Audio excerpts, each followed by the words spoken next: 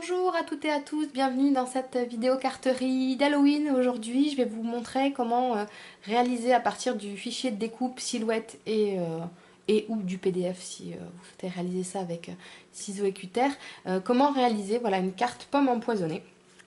Donc qui s'inspire très grandement on va dire de la pomme qu'on retrouve dans Blanche-Neige. Voilà, donc une carte un petit peu originale et je vais vous montrer tout de suite comment la réaliser. Voilà, donc maintenant que vous avez téléchargé le gabarit de découpe, vous avez pu obtenir donc 3 éléments, la base de carte qui représente donc la pomme, et ces 2 éléments-ci qui vont venir matérialiser le poison qui coule sur la pomme, donc un élément qui se replie et, hop là, et un autre qui va venir se placer en dessous pour avoir un effet un petit peu relief que je trouve assez sympa.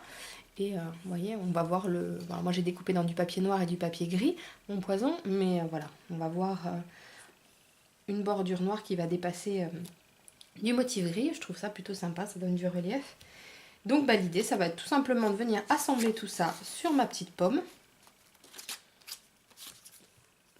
pour donner ceci, ce que je vais faire tout de suite.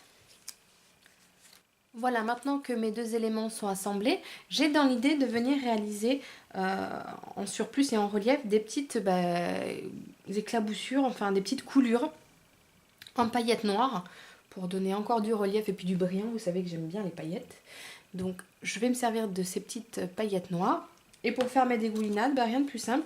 Je vais me servir, alors là vous avez le choix. Vous pouvez les faire soit avec de la colle, soit si vous en avez avec du glossy accent, pareil, qui en séchant va faire office de colle. Donc vous tracez vos petites coulures aux endroits où vous voulez, vous saupoudrez avec les paillettes et vous laissez sécher. Ce que je vais faire tout de suite.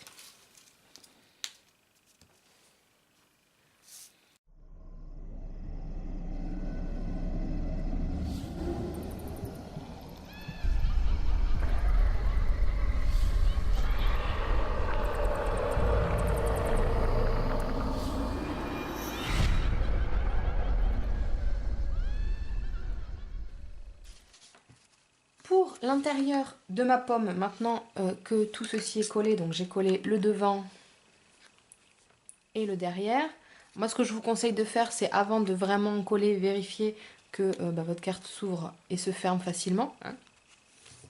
Donc pour l'intérieur de la pomme, ce que j'ai fait, c'est que je suis venue découper le même gabarit que ma pomme, mais en plus petit à chaque fois, pour faire un matage en gris puis en blanc pour pouvoir écrire dessus. Que je vais venir coller à l'intérieur de ma pomme. Voilà. Donc moi j'ai un bel espace blanc pour écrire un message un petit peu plus conséquent. Et je suis venue faire dans du ruban satiné rouge tout simple, faire un petit nœud que je vais venir positionner sur le devant de ma pomme. Alors si vous le souhaitez, vous pouvez également rajouter une petite tige à la pomme, ce que moi j'ai pas souhaité faire. Parce que j'ai pensé que dans une enveloppe, ça éviterait que, voilà, que ça se plie, que ça s'abîme. Vous pouvez aussi parfaitement mettre le petit nœud au milieu. Ça peut matérialiser également la tige de la pomme. C'est ce que je vais faire tout de suite. Donc je vais venir coller ma tige ici. Enfin ma tige, pardon, mon ruban. Voici donc ma pomme empoisonnée d'Halloween terminée. Donc pour ma part, je ne souhaite pas rajouter d'autres éléments de déco puisque je trouve qu'elle se suffit.